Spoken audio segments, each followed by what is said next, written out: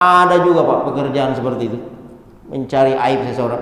Jadi dia makan hidup dari aib seseorang. Nah, masalahnya itu adalah tuduhan. Apa kata Rasulullah tadi? Wa qazafa hadza. Dia suka menuduh, menyebarkan berita-berita hoax. Hati-hati. Wa akala mala hadza, dan orang ini suka memakan harta orang. Wa zalama hadza, dan pernah menzalimi orang lain. Ini yang disebut muamalah. Jadi dalam hadis ini ada dua ya. Satu ibadah, satu muamalah. Yang disebut oleh Rasulullah sini, orang ini yang tadinya sukses ibadah ternyata bermasalah muamalahnya. Dia tak punya deposit ibadah sosial. Terlalu banyak pernah menzalimi orang. Akhirnya apa yang terjadi? Ini hadisnya panjang, Pak. Orang yang sudah berhadapan dengan Allah dengan ibadah, salatnya, puasanya, zakatnya, sedekahnya, dan macam-macam itu, ternyata setelah dicek muamalahnya, ibadah sosialnya, ternyata dulu sering memfitnah orang, sering membuli orang, sering menyebarkan berita hoax, dan pernah menzalimi orang, pernah mencucurkan darah seseorang. Akhirnya gara-gara ini dia harus bayar mahal. Rasulullah menjelaskan di situ, Pak. Rasulullah menjelaskan gimana cara membayarnya. Akhirnya semua kebaikan-kebaikan dia tadi itu, Pak, pahala sholatnya, puasanya, zakatnya, itu habis untuk membayar semua dosa-dosa sosialnya itu. Semua orang yang pernah dia fitnah, semua orang yang pernah dia bully, semua orang yang pernah dia zolimi, itu dibayar. Masalahnya kalau orang yang dia zolimi belum habis, pahalanya sudah habis. Allah Allah Allah Allah, ma lana maulan siwa Allah. Bismillahirrahmanirrahim. Assalamualaikum warahmatullahi wabarakatuh.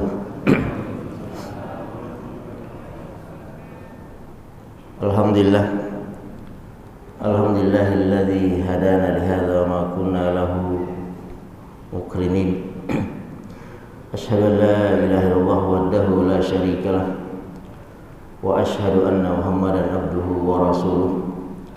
Allahumma shalli ala sayyidina Muhammadin wa ala alihi wa ashabihi wa man tabi'ahum bi ihsan ila yaumiddin, amma ba'd.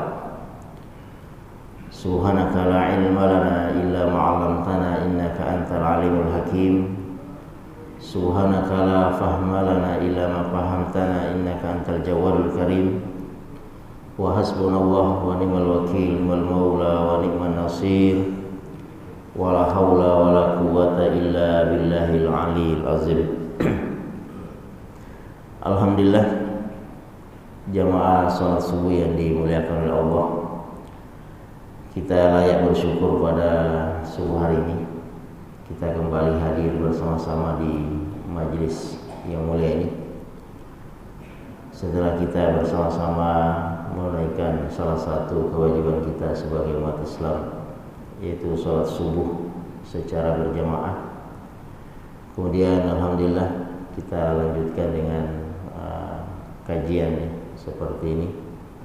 InsyaAllah mudah-mudahan kita senantiasa mendapatkan curahan rahmat dari Allah Subhanahu wa ta'ala. Kata Rasulullah sallallahu alaihi wasallam, "May yuridillahu bihi khairan yufaqihu fiddin."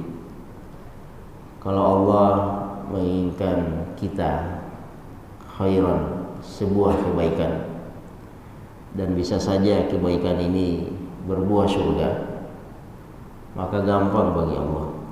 Yufaqihu fiddin. Maka Allah akan senantiasa mengantarkan kita kepada majelis-majelis ilmu. Allah akan memberikan kita pemahaman kepada agama. Ini kalau Allah menghendaki. Tapi kalau Allah tidak berkehendak, meskipun orang-orang seperti Abu Jahal, Abu Lahab lahir di depan Ka'bah, bertetangga dengan Ka'bah, keluarga dengan Rasulullah sallallahu alaihi wasallam, mendapatkan siraman rohani, ceramah, nasihat langsung dari Rasul.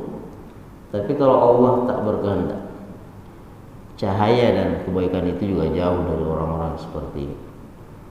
Maka kita bersyukur pada Allah. Allah masih menggerakkan hati kita, memudahkan hati kita untuk senantiasa berfastabiqul khairat, hadir di masjid, sholat berjamaah, ya.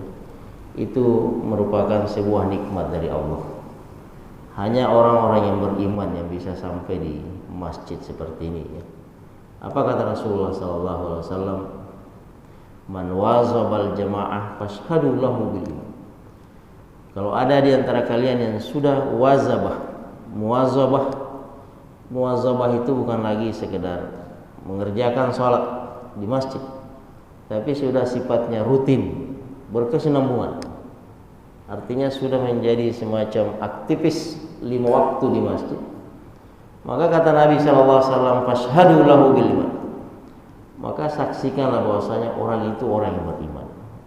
Jadi insyaallah yang hadir pada kesempatan kali ini insyaallah adalah orang-orang yang beriman, ya. Amin ya rabbal alamin. Dan semua ada saatnya, ya Bapak Ibu semuanya. Semua ada saatnya. Ada saatnya kita di atas, ada saatnya kita di bawah. Ada saatnya kita senang, ada saatnya kita bersedih. Dan ada saatnya kita tidur. Ada juga saatnya kita harus duduk sejenak seperti ini, bermunajat kepada Allah dan berhalaqah di masjid Allah Subhanahu wa taala. Karena sejatinya hadirin yang dimuliakan oleh Allah Subhanahu wa taala, kita kalau sudah bicara masalah urusan seperti ini, maka sering saya sampaikan ada 2 falsafah hidup dalam Al-Qur'an itu yang harus kita bedakan. Yang pertama, firman Allah di surah Al-Mulk. Ya, apa kata Allah Subhanahu wa taala kalau sudah menyangkut masalah urusan dunia, tidur, santai, ya. Semua aktivitas kita di luar masjid ini itu kan sejatinya adalah sudah urusan dunia. Dan kalau sudah urusan dunia, apa kata Allah? Famshu fi manakibiha wa kulu mir rizqihi. Nah, ini satu yang harus kita pahami. Kalau sudah urusan dunia, Allah itu hanya mengatakan famshu, jalan kaki saja, santai saja. Jangan terlalu digas, jangan terlalu laju, jangan terlalu kencang. Cukup kita al-masyu. Ya, masyu itu jalan santai.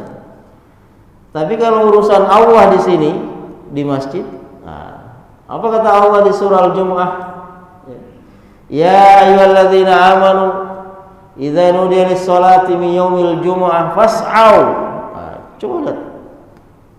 Kalau urusan Allah dalam masjid ini, idza nudiya lis-sholah, ketika datang panggilan Allah, kalau muazzin sudah memandangkan azannya, maka Allah tidak lagi mengatakan famshu. Ya, Allah itu sudah mengatakan fas'au. As-sa'yu, bagi yang pernah naik haji, itu antara bukit Safa dan Marwah ada namanya manasik sa'i. Sa'i itu Pak berbeda dengan al-masyu. Kalau sa'i ini bukan lagi sekedar jalan santai, bukan lagi jalan biasa, gak bisa lagi kita tidak gas Pak, harus digas. Fas'au ila dzikrillah. Ya, segerakanlah untuk hadir di masjid ini. Jangan berpikir panjang kalau untuk urusan Allah. Makanya itulah sebenarnya hikmah dari kalimat azan Pak. Azan itu dimulai dengan kalimat Allahu Akbar, Allahu Akbar. Itu menunjukkan bahwasanya tak ada urusan perkara yang lebih besar daripada urusan Allah Subhanahu wa taala di masjid ini. Nah, hadirin yang dimuliakan oleh Allah Subhanahu wa taala, ala kulli hal alhamdulillah kita bersyukur pada Allah. Mudah-mudahan kita senantiasa istiqomah berada pada titik ideal seperti ini, ya. Hadir senantiasa di masjid. Insyaallah pada subuh hari ini kita akan sedikit membahas tentang masalah deposit ibadah sosial Rasulullah SAW. Setidaknya ketika kita mengkaji sirah nabawiyah, Nabi SAW itu punya tiga titik di mana beliau ini punya simpanan, ya, tabungan ibadah sosial yang luar biasa, dan beliau senantiasa memotivasi untuk hal itu. Yang pertama adalah ketika Rasulullah sallallahu alaihi wasallam selesai menerima wahyu pertama. Wahyu pertama itu di Jabal Nur, ya. Jabal Nur ini kurang lebih 5 km dari Mekah, kota Mekah. Disitulah Rasulullah SAW selama kurang lebih 3 tahun bolak-balik.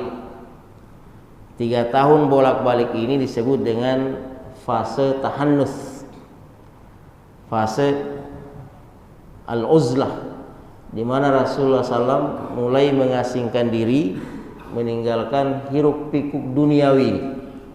Makanya nanti ada ulama yang mengatakan, bapak-bapak, ibu-ibu semuanya, bila sudah sampai di usia 40 tahun, maka sering-seringlah lihat kubah masjid, sering-seringlah lihat atap masjid.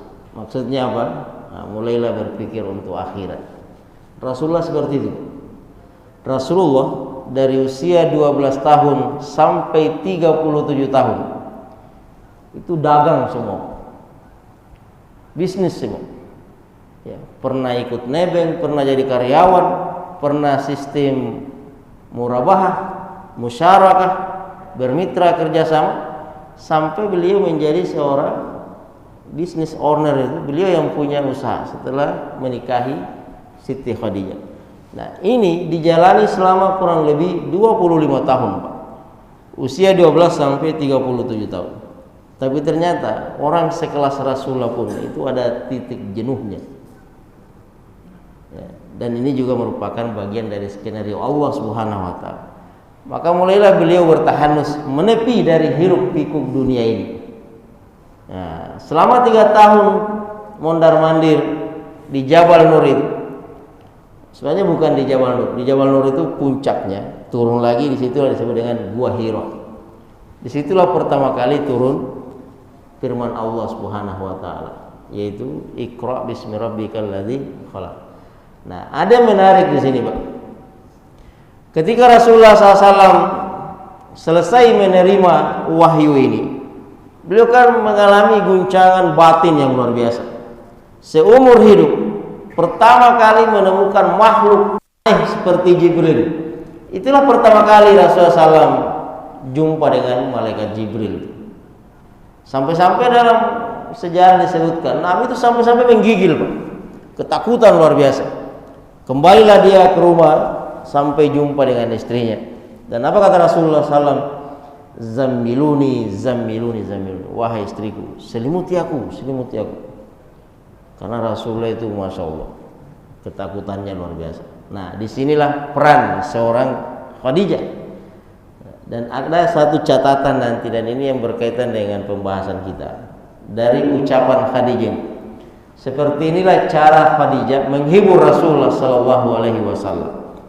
Dalam kondisi seperti itu, apa kata Khadijah? Kalla, abshir, fa wallahi ma yukhzikallahu abadan, innaka latasilur rahim wa tahmilul kal wa taqrid daif. Nah, ini bahasanya Khadijah. Jadi apa kata Khadijah? Kalla, sekali-kali tidak wahai suamiku, wahai Rasulullah. Abshir, justru kamu ini harus berbahagia. Ya. Ini Khadijah belum tahu nih, Nabi kedatangan tamu besar. Khadijah belum tahu kalau Rasulullah baru saja dilantik menjadi Rasul. Nanti Khadijah tahu setelah beliau melaporkan perkara ini kepada pamannya yang bernama Waraqah bin Naufal. Karena Waraqah bin Naufal ini orang yang rajin baca kitab. Semua orang sebelum Rasulullah yang pernah membaca Injil dan Taurat, ini mohon maaf nih, ini versi kita ya. Semua yang pernah membaca Alkitab, Injil dan Taurat itu pasti tahu kejadian ini. Pasti tahu. Apa kata Allah? Alladzina atainahumul kitaba Ya'rifunahu kama ya'rifuna abna'ahum. Alladzina atainahumul kitab. Semua orang yang pernah kami berikan kepada mereka Alkitab, baik itu Injil maupun Taurat, ya'rifunahu kama ya'rifuna abna'ahum. Pasti tahu yang namanya Muhammad ini. Berita tentang kenabian Muhammad, semua seluk-beluk tentang Nabi Muhammad pasti tahu. Kama ya'rifuna abna'ahum, sebagaimana kita mengenal anak-anak kita, Pak. Seperti apa orang tua, ayah, ibu mengenal anaknya, seperti itulah orang yang membaca Injil dan Taurat mengenal Nabi Muhammad SAW. Nah, Waraqah bin Naufal paman Khadijah ini baca kitab, baca Injil. Makanya ketika Khadijah datang kepada Waraqah, wahai paman, suami saya seperti ini, katanya dia didatangi seperti ini. Langsung Waraqah mengatakan, suamimu itu bukan orang biasa. Kelak nanti kalau dia mengajak kaumnya dan saya masih hidup, saya akan beriman kepada suamimu itu. Tahu kok. Barulah paham Khadijah bahwasanya suaminya ini kedatangan Jibril. Nah, apa kalimat Khadijah, Pak? Cara Khadijah menghibur suaminya, ma yukhzikallahu abada. Sekali-kali Allah tidak akan pernah membuat Anda bersedih. Artinya tak ada yang perlu Anda khawatirkan, tak ada yang perlu Anda sedihkan. Kenapa? Ini Pak, ini yang harus kita catat. Ternyata Rasulullah ini enggak perlu was-was bermasyarakat seperti ini, karena fa wallahi, demi Allah, innaka latasilur rahim.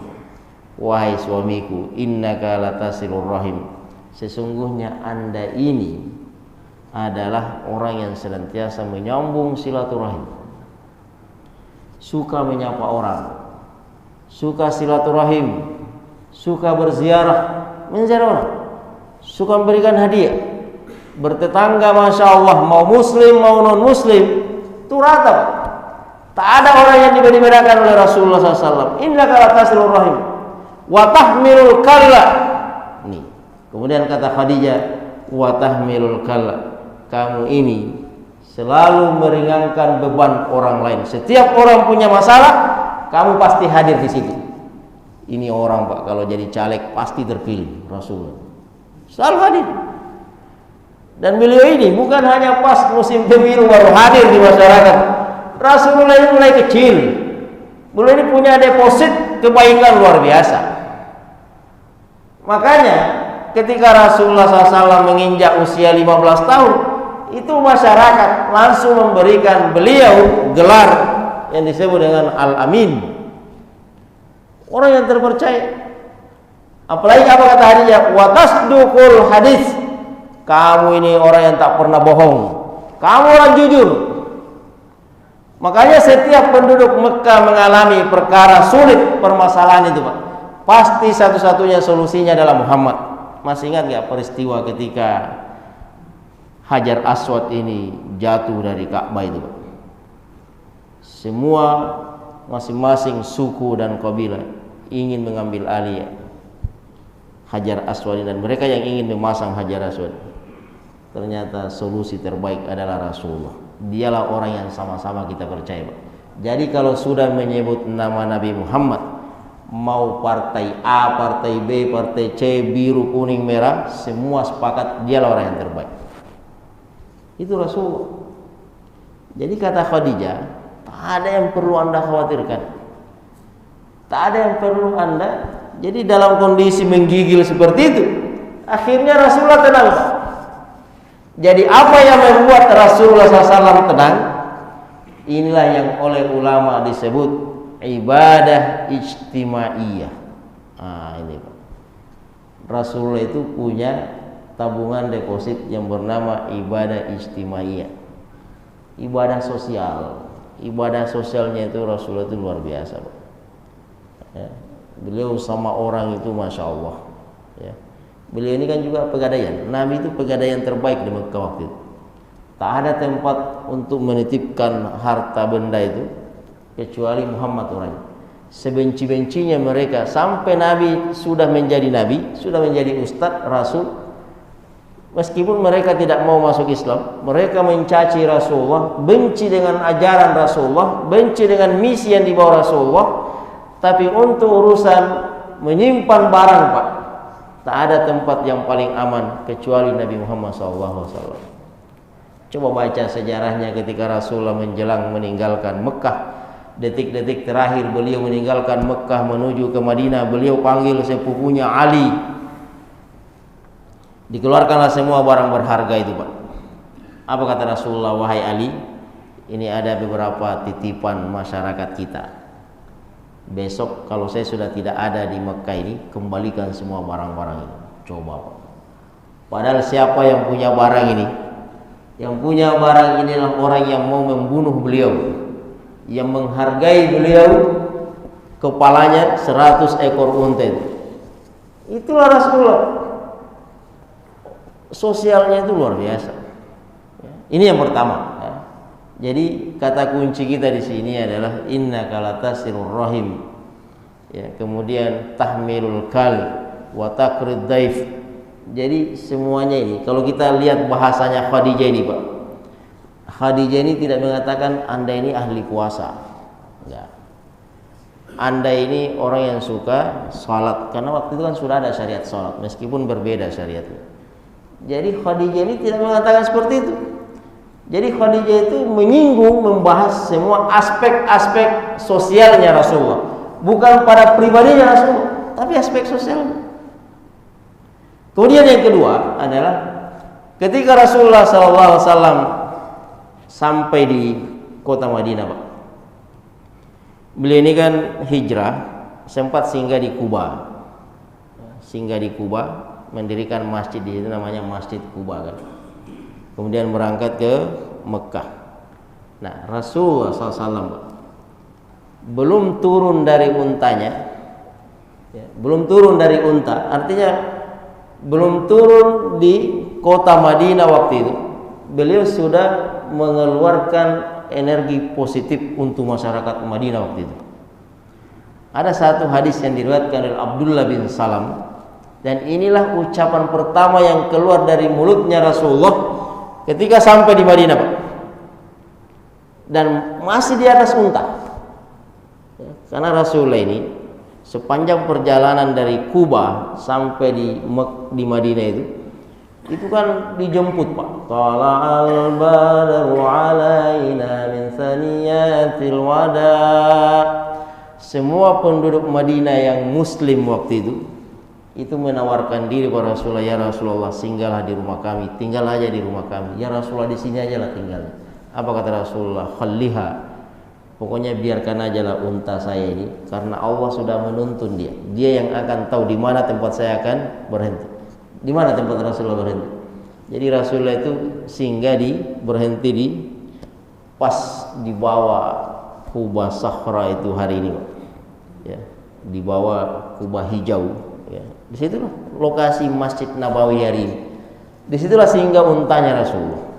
Nah, ketika sampai di situ, Pak, apa kalimat positif yang disampaikan oleh Rasulullah? Jadi Rasulullah itu memang misi sosialnya luar biasa. Apa kata Rasulullah SAW? Afshus salam wa at'imut ta'am, ya, wa sallu bil lail wan nasu niyam tadkhulul jannata bisalam. Masya Allah, ini kata Rasulullah. Afshus salam, sebarkanlah kalimat salam. Kalau berjumpa dengan saudaramu, ucapkanlah assalamualaikum. Wa at'imut ta'am, berikanlah makan pada orang-orang yang lapar. Coba lihat. Ini bahasa apa ini, Pak? Yang dikeluarkan oleh Rasulullah. Ini kan visinya sosial. Iya kan? Jadi nanti intinya adalah perbanyak menyapa, perbanyak silaturahim. Ini kisi-kisinya caleg sebenarnya nih, Pak, Rasulullah itu. Perbanyak turun ke masyarakat. Nah, ini yang kedua. Yang ketiga, deposit ibadah sosial Rasulullah itu adalah, nah, ketika sudah berada di Madinah, jadi Rasulullah itu punya program 100 hari namanya. Nabi itu punya, Pak, program 100 hari. Langkah-langkah Rasulullah itu jelas apa yang harus beliau pertama kali lakukan. Rasulullah ketika pertama kali di Madinah ada 3 langkah program 100 hari Rasulullah yang beliau lakukan. Inilah yang menjadi cikal bakal suksesnya Rasulullah menjadikan Madinah ini sebagai kota tamadun yang oleh kata Ibnu Khaldun dalam kitabnya yang terkenal itu menyebutnya Madinah ini adalah tamadun. Nah, tamadun ini sudah jadi istilah Melayu kita. Tamadun itu Pak, bahasa lain dari saqafah hadarah. Kalau kita menyebutnya saqafah hadarah, tapi kalau Ibnu Khaldun menyebutnya dengan istilah tamadun. Nanti menarik itu Pak. Apa beda saqafah dengan tamadun? Apa bedanya hadarah dengan tamadun? Nah, jadi tamadun itu bukan hanya fisiknya yang maju Pak, tapi mental masyarakatnya juga jauh lebih maju. Persis dengan yang telah dirancang oleh pendiri negara ini kan. Bangunlah jiwanya, bangunlah raganya. Jangan cuma raganya, tapi jiwanya juga perlu dibangun. Nah, Rasulullah membangun Madinah itu bukan dengan raganya, bukan dengan fisiknya Pak, tapi jiwanya, mental masyarakatnya yang dibangun. Kenapa Rasulullah SAW waktu itu tidak memilih Alexandria di Mesir? Waktu itu kan sudah banyak kota-kota besar Pak. Ada Alexandria di Mesir, ada Konstantinopel di Turki, tapi beliau hanya memilih Madinah, kota yang sangat bersahaja, kota yang sangat sederhana. Nah, apa yang Rasulullah mulai ketika pertama kali masuk di Madinah ini? Ada 3 Pak. Yang pertama adalah binaul masjid. Beliau membangun masjid. Nah, ini sudah pernah kita bahas. Yang kedua adalah ada namanya al-mu'akhat. Al-mu'akhat ini adalah mempersaudarakan. Nah, mempersaudarakan. Dan yang ketiga adalah at-tahaluf mitsaq al-Madinah, yaitu mempersaudarakan antara ada piagam Madinah yang mengikat antara umat Islam dengan orang-orang Yahudi. Jadi misinya adalah misi sosial. Maka diri yang dimuliakan oleh Allah Subhanahu wa taala. Jadi kata kunci kita di sini adalah ibadah sosial. Nah, salah satu falsafah bangsa kita ini, Indonesia ini, adalah selesai bulan suci Ramadan ada namanya acara halal bihalal. Buat apa acara halal bihalal itu? Ada silaturahim akbar, iya kan? Nah, ini sebenarnya filosofinya kuat sekali Pak. Jangan sampai kita ini hanya sukses ibadah, tidak sukses muamalah. Ramadan itu adalah bagaimana kita menjadi manusia-manusia, pribadi-pribadi yang soleh. Tapi pribadi yang soleh itu baru sebatas kesuksesan ibadah ritual. Makanya nanti ibadah itu ada 2. Ada ibadah ritual, ada ibadah sosial. Banyak orang kalau ibadah ritual ini Masya Allah hadir Pak di masjid. Kalau di masjid hadir, sholat 5 waktunya Masya Allah, puasanya lancar. Tapi coba cek ibadah sosialnya Pak, gimana orang itu dalam bermuamalah. Jadi ada orang sukses beribadah belum tentu sukses bermuamalah. Rasulullah ini pribadi yang Masya Allah, sosialnya juga luar biasa. Itulah tadi makanya apa kata Khadijah, ya Rasulullah, fa wallahi demi Allah, ma yukhzikallahu abadan. Allah Subhanahu wa taala tidak akan membiarkan Anda bersedih. Kenapa? Karena jiwa sosial Anda luar biasa. Deposit ibadah sosial Anda luar biasa. Tak ada orang yang benci Anda. Anda tidak pernah bermasalah dengan tetangga. Anda tidak pernah bermasalah dengan satu komplek. Anda tidak pernah bermasalah dengan masyarakat Anda. Apa yang buat Anda sedih? Jadi luar biasa kan? Rasulullah itu sukses ibadah, sukses muamalah. Ada orang sukses ibadah belum tentu sukses muamalah. Ada juga orang sukses muamalahnya tapi tak sukses ibadahnya. Jadi kayak Bill Gates itu Pak, Elon Musk, mau sekarung uang dolar dia sumbangkan untuk warga Afrika sana. Mau berapa sumber-sumber bor air yang beliau dirikan di Afrika.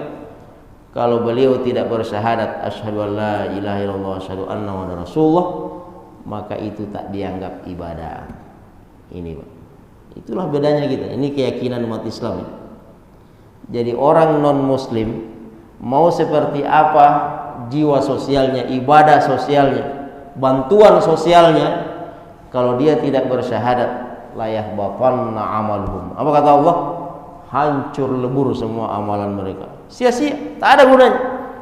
Jadi passwordnya itu adalah asyhadu an la ilaha illallah wa asyhadu anna muhammadar rasulullah. Dia harus muslim dulu. Jadi ada orang kayak gini Pak, sukses muamalah tapi ibadah tak diada. Nah yang kita inginkan di sini adalah sukses ibadah, sukses muamalah. Makanya pasca bulan suci Ramadan ini, mari kita lanjutkan dengan halalun bihalalin Pak. Apa artinya halalun bihalalin? Ulama Nusantara kita itu kan cerdas Pak, luar biasa ya. Halalun bihalalin itu apa artinya? Halalun bihalalin itu artinya mari kita saling menzerokan, mari kita nolkan kembali ya. Halal bihalal itu saling menghalalkan. Saling menghalalkan ini bukan antara kita dengan Allah. Saling menghalalkan ini adalah antara kita sesama manusia. Masih ada nggak noda-noda hitam di pikiran kita, di hati kita ini dengan tetangga kita, dengan masyarakat kita? Kalau masih ada itu Pak, ini jiwa kita harus ditata kembali. Kalau pasca Ramadan ini yang seperti itu masih ada, maka kita ini sejatinya baru Idul Fitri sebenarnya. Fitri itu kan menjadikan kita ini menjadi manusia-manusia fitrah, menjadikan kita sebagai manusia-manusia nol, kembali kosong-kosong. Yang sekat-sekat hati seperti itu semestinya nggak ada lagi Pak pasca Idul Fitri ini kan. Itulah yang disebut dengan halal bihalal ya, halal bihalal. Artinya mari kita saling menghalalkan. Makanya kalau kita lihat dalam Al-Quran Pak, ini kan habis Idul Fitri, hampir semuanya minta maaf ya. Mohon maaf lahir dan batin ya, mohon maaf. Yang tidak ada itu adalah memberikan maaf. Padahal dalam Al-Quran itu Allah banyak menyinggung tentang orang yang memberi maaf, bukan yang minta maaf. Beda itu. Beda orang yang minta maaf dengan orang yang memberi maaf. Lebih ringan minta maaf dari memberi maaf. Biasanya itu. Coba baca dalam Al-Quran. Makanya apa kata Allah? Ya. Dalam Al-Quran itu disebutkan wal afina anin nas. Ya. Wal afina anin nas. Apa artinya wal afina anin nas? Salah satu ciri-ciri orang yang bertakwa, salah satu ciri-ciri manusia sukses itu adalah orang yang bisa memberikan maaf, bukan yang minta maaf, memberikan maaf. Nah, itulah sejatinya yang disebut dengan ibadah muamalah. Maka pada kesempatan kali ini saya ingin kembali membacakan satu hadis Pak. Mudah-mudahan menjadi bahan renungan buat kita semua menyangkut masalah deposit ibadah sosial kita ini. Penting yang namanya ibadah sosial. Ibadah sosial itu adalah muamalah kita. Ada hadis diriwayatkan oleh Abu Hurairah. Qala, beliau menceritakan, Nabi itu pernah berkumpul seperti ini, Pak. Sahabat duduk seperti ini. Tiba-tiba Nabi bertanya kepada semua sahabatnya, Atadruna manil muflis? Wahai para sahabat, tahu enggak kalian siapa orang yang muflis itu? Muflis itu artinya orang yang bangkrut. Kata sahabat waktu itu, al-muflisu fina man la dirhama lahu wala mata'. Yang disebut dengan muflis di antara kita wahai Rasulullah, yang disebut dengan orang yang bangkrut adalah orang yang tidak punya dirham. Dirham dulu itu adalah rupiahnya orang Arab ya, rupiah. Orang yang tak ada cuan, wala mata', dan orang yang tidak punya harta benda, tidak punya kapling, rumah dan lain sebagainya. Apa kata Rasulullah? Akhta'tum. Kalian keliru. Muflis itu bukan seperti itu. Bangkrut itu bukan seperti itu. Al-muflisu fina. Nah, ini penjelasan Rasulullah, Pak. Jadi yang disebut dengan muflis, orang bangkrut itu adalah mayyati yaumal qiyamah. Nanti di antara kita ini ada yang dibangkitkan datang di hari kiamat di padang mahsyar, dan semua orang pasti sampai di sini. Kita semua pasti akan sampai di titik ini. Mayyati yaumal qiyamah, siapa yang dibangkitkan di hari kiamat di padang mahsyar, ya'ti bi sholatihi, ya'ti bi siyamihi, ya'ti bi zakatihi, wa ya'ti bi shadaqatihi. Ada orang nanti Masya Allah datang menghadap kepada Allah di padang mahsyar dengan ibadah yang melimpah ruah, datang dengan ibadah sholatnya, datang dengan ibadah puasanya, datang dengan ibadah zakatnya, ibadah hajinya, sedekahnya, pokoknya bangga, melimpah ruah stok amalannya. Ini. Tapi apa kata Rasulullah SAW? Di satu sisi orang ini yang tadinya banyak pahalanya itu, qad syatama hadza. Syatama hadza. Apa artinya syatama hadza? Suka membuli seseorang. Hari ini, Pak, ini aura-aura 2024 ini udah mulai terasa sekali. Silakan mengusung calon masing-masing. Silakan mengkritik. Anda kalau membaca kitab Riyadhus Shalihin, itu Imam An-Nawawi itu Pak sudah memberikan garis jelas di situ. Kita boleh mengkritik seseorang. Kita boleh mengkritik seorang pemimpin. Silakan. Imam An-Nawawi dalam Riyadhus Shalihin mengatakan ada 6 kelompok yang boleh digibah. Ada 6 kelompok yang boleh kita gibah, boleh kita ceritakan keburukannya. Nah, termasuk pemimpin.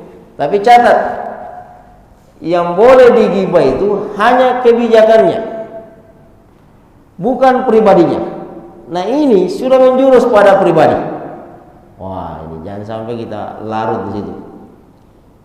Nanti kita baca hadis ini. Ini mumpung kita belum terlalu jauh nih. Ini kan baru bacalek semua nih, bacalon kan, belum resmi banget, tapi udah kayak mau runtuh dunia ini. Iya. Jadi yang boleh kita kritik itu kebijakan dia. Adapun pribadi dia, masalah kepribadian, kekurangan itu nggak boleh dibahas sama sekali. Ini udah kemana-mana. Ini udah kemana-mana. Nah, kata Rasulullah, orang yang tadinya melimpah ibadah, tapi di satu sisi dia suka membuli, suka mencaci maki seseorang, wa qadzafa hadza, suka menuduh. Ini tuduhan juga. Oh maaf nih, bahkan ada tim sukses itu mengumpulkan orang, tugasnya cuma satu, cari kesalahan orang ini. Ada strategi pemenangan seperti itu. Pokoknya tugas kamu cuma satu, cari kekurangan lawan kita ini. Ini mau tak mau orang ini dituntut cari kekurangan. Kelebihan pun jadi kekurangan, jadi karena kerjanya mencari kekurangan, mencari aib seseorang. Ada juga Pak pekerjaan seperti itu, mencari aib seseorang. Jadi dia makan hidup dari aib seseorang. Nah, masalahnya itu adalah tuduhan. Apa kata Rasulullah tadi? Wa qazafa hadza. Dia suka menuduh, menyebarkan berita-berita hoax. Hati-hati. Wa akala mala hadza, dan orang ini suka memakan harta orang. Wa zalama hadza, dan pernah menzalimi orang lain. Ini yang disebut muamalah. Jadi dalam hadis ini ada 2 ya. Satu ibadah, satu muamalah. Yang disebut oleh Rasulullah sini, orang ini yang tadinya sukses ibadah ternyata bermasalah muamalahnya. Dia tak punya deposit ibadah sosial. Terlalu banyak pernah menzalimi orang. Akhirnya apa yang terjadi? Ini hadisnya panjang, Pak.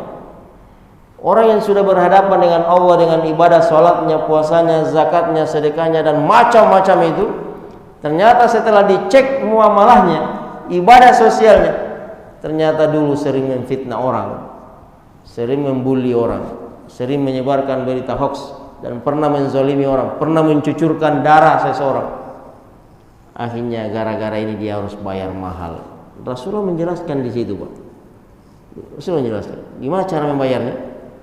Akhirnya semua kebaikan-kebaikan dia tadi itu, Pak, pahala sholatnya, puasanya, zakatnya, itu habis untuk membayar semua dosa-dosa sosialnya itu. Semua orang yang pernah dia fitnah, semua orang yang pernah dia bully, semua orang yang pernah dia zolimi, itu dibayar. Masalahnya kalau orang yang dia zolimi belum habis, pahalanya sudah habis. Sama nih, mohon maaf nih, ada orang yang korupsi 300 triliun. Kalau yang dikorupsi adalah uang bosnya, itu nggak ada masalah, cuma satu orang. Ini yang dikorupsi uang rakyat. Rakyat ini berapa orang? 270 juta penduduk Indonesia yang akan menuntut dia di hari kiamat. 300 triliun. Ini baru 10 juta terbayar dengan ibadah sholatnya, udah habis. Artinya stok pahalanya sudah habis, Pak. Sementara orang yang mau menuntut dia masih banyak. Akhirnya apa kata Rasulullah SAW? Giliran dosa-dosa orang yang pernah dia zolimi yang harus dia ambil. Diambillah semua dosa-dosa orang itu, Pak, dikembalikan ke dia. La haula wala quwata illa billah. Yang tadinya kaya dengan pahala, sekarang numpuk dosanya, Pak. Inilah orang yang tadinya sukses ibadah tapi gagal muamalahnya. Kalau bahasa Rasulullah, orang ini adalah orang muflis, orang yang bangkrut. Nah, mudah-mudahan Allah menjauhkan kita dari orang-orang seperti ini, ya. Makanya inilah pentingnya kita yang namanya silaturahim dan halalun bihalalin, ya. Halalun bihalalin. Mari kita saling memaafkan, saling kosong-kosong. Urusan kita dengan sesama manusia zerokan semua, Pak. Kalau urusan kita dengan Allah, insya Allah itu ada solusinya, ya. Allah ini Maha Rahman, rahmannya luas sekali. Wa may yaghfiru dzunuba illallah. Kita kalau ada dosa dengan Allah, Allah ini Maha penerima taubat. Ya, siapa lagi yang mau menerima taubat kita kecuali Allah? Allah akan menerima selama kita bersyahadat. Tapi kalau dosa sesama manusia, itu urusannya sampai ke akhirat, Pak. Ya, jadi mudah-mudahan momentum bulan Syawal ini kita gunakan betul-betul untuk menjadi wahana halalun bihalalin, saling memaafkan, ya. Kalau bila mana di lingkungan Marbella ini, selama kita bermasyarakat, selama bertetangga, selama sama-sama menjadi aktivis jamaah dalam masjid, mungkin ada syak yang membuat kita suudzon pada sesama saudara kita, maka mari kita ulurkan tangan, Pak. Kalau kita yang berdosa, mari kita minta maaf. Kalau orang lain yang menzalimi kita, mari kita maafkan, ya. Pahala orang yang minta maaf itu berbeda dengan orang yang memberikan maaf, ya. Dalam bahasa Al-Quran itu wal afina anin nas, ya. Orang-orang yang memberikan maaf itu Allah siapkan buat orang seperti ini surga yang lain, ya. Jadi mudah-mudahan insyaallah kita semua adalah hamba-hamba Allah yang fitrah, kembali menjadi manusia-manusia baru yang siap membuka lembaran baru, ya. Mudah-mudahan menjadi manusia ahli surga insyaallah. Lebih kurangnya mohon dimaafkan. Minallahi musta'an wa alaihi tiklan. Assalamualaikum warahmatullahi wabarakatuh.